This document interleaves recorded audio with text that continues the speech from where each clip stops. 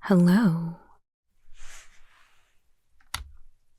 and welcome to another Crack-a-Pack. Today, I'll be running back the same format as last week, and we'll be taking a look at a Mystery Booster 2-pack. I do apologize for doing the same Crack-a-Pack 2 weeks in a row, but I've got some travel over the weekend, so I'm a bit short on time this week. Since these are pre-recorded, it's easy to just get in here and do the voiceover, so yeah, I appreciate you bearing with me. If you haven't seen one of these videos before, what we're doing today is looking back on an old video where I previously opened a pack of Mystery Booster 2 and went through the cards quickly. So we're going to slow down and pause on each card. And then at the end, we will look at the pack as a whole and make a draft pick together. Let's get right into it.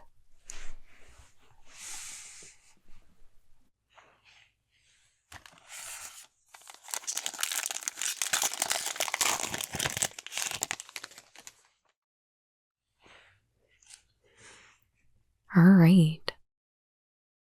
Our first card is Karoo.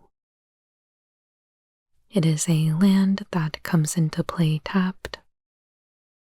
When it comes into play, return an untapped plains you control to its owner's hand, or bury Karoo.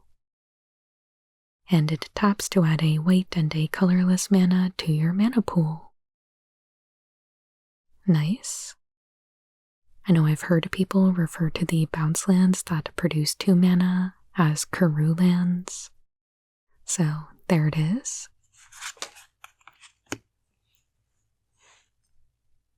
Next, we've got Burrenton Forge Tender. It is a single white for a 1/1 Kithkin wizard with protection from red.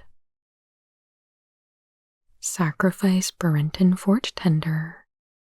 Prevent all damage a red source of your choice would deal this turn. We are a clackin of smiths. The forge is as comfortable to us as a small fire during a cool winter's evening.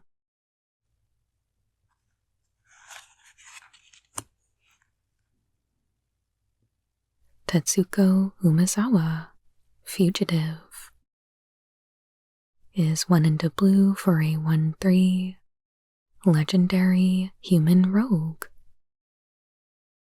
Creatures you control with power or toughness, 1 or less, can't be blocked.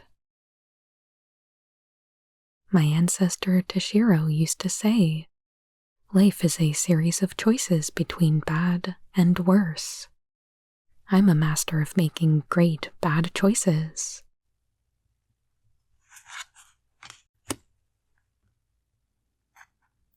Seal of Removal is a single blue for an enchantment. Sacrifice Seal of Removal. Return target creature to its owner's hand. I am the Unraveler, the loosened thread that will not hold. Seal inscription. Yeah, that's really good.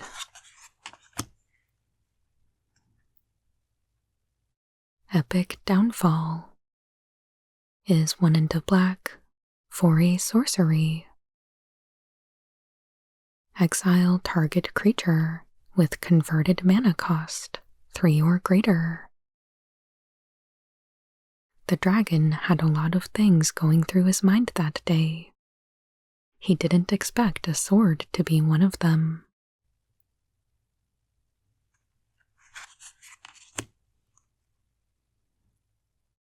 Reaping the Graves is 2 into black for an instant. Return target creature card from your graveyard to your hand. And it has Storm. Wow.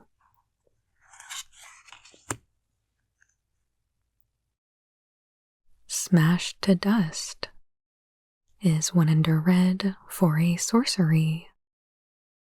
Choose 1. Destroy target artifact. Destroy target creature with Defender. Or Smash to Dust deals 1 damage to each creature your opponents control.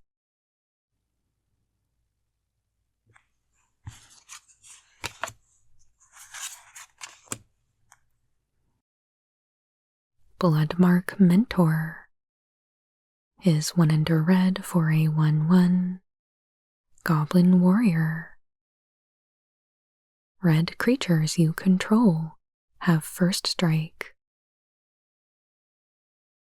Boggarts divide the world into 2 categories: things you can eat and things you have to chase down and pummel before you can eat.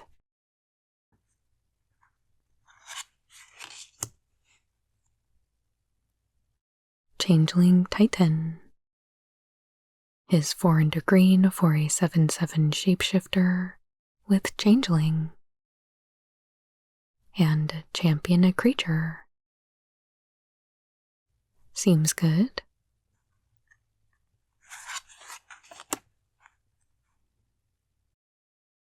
Llanowar Visionary is 2 into green for a 2/2 Elf Druid. When Llanowar Visionary enters the battlefield, draw a card. And tap to add a green. Nice, so it's a Llanowar elf and an elfish visionary. The elves of Llanowar look to their past to determine the shape of their future.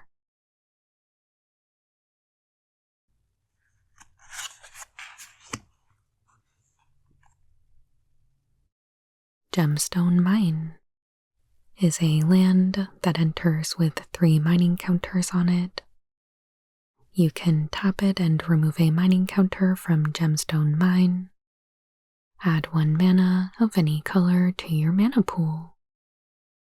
If there are no mining counters on it, bury it.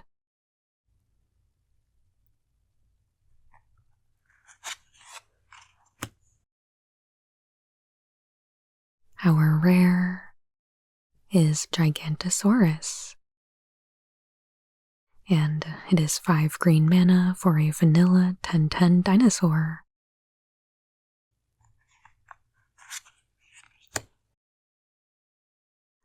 Our white border card is Ancient Grudge.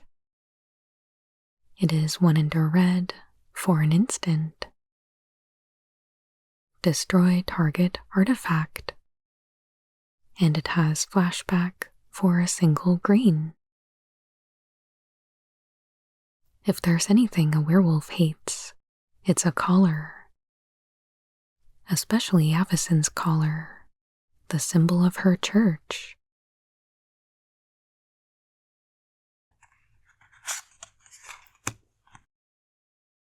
Our Future Sight frame card is Kataki, War's Wage.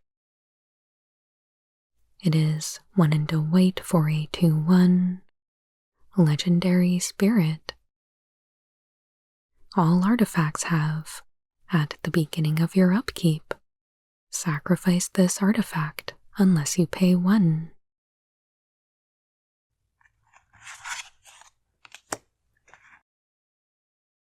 And finally, our playtest card is the Heron Moon. It is a legendary land that taps to add a colorless, or pay 1 and tap to exile the bottom card of target opponent's library. Whenever 1 or more cards an opponent owns are put into exile, put a release counter on the Heron Moon. Then, if it has 13 or more release counters on it, sacrifice it and create a copy of Emrakul, the Promised End. Cast it without paying its mana cost. Whoa. So it's whenever a card an opponent owns is exiled, but doesn't necessarily have to be with this ability, so maybe there's a way to get more counters on here quickly, especially if there's like Proliferate or something like that. So that's interesting.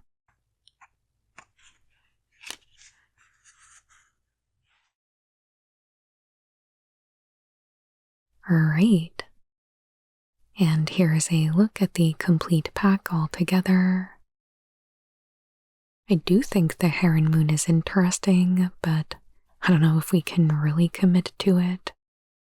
With a mystery booster being so chaotic and all over the place. And I kind of feel the same way about Gigantosaurus. I would really love to cast this card, but I don't know if we can unless we're mono green. And I'm not really confident that we would be able to pull that off. So I'm really thinking that something like Epic Downfall or Llanowar Visionary might be the safest thing from this pack. Or Gemstone Mine maybe. But yeah, for me I think I would probably just snap off Epic Downfall here. But let me know what you think, and I would love to talk with you. And as always, if you enjoyed this video, please make sure you hit that like button. And please consider subscribing if you haven't already. I put out new Magic the Gathering ASMR videos every Monday and Friday. I truly appreciate all of your support, and I hope you have a wonderful day.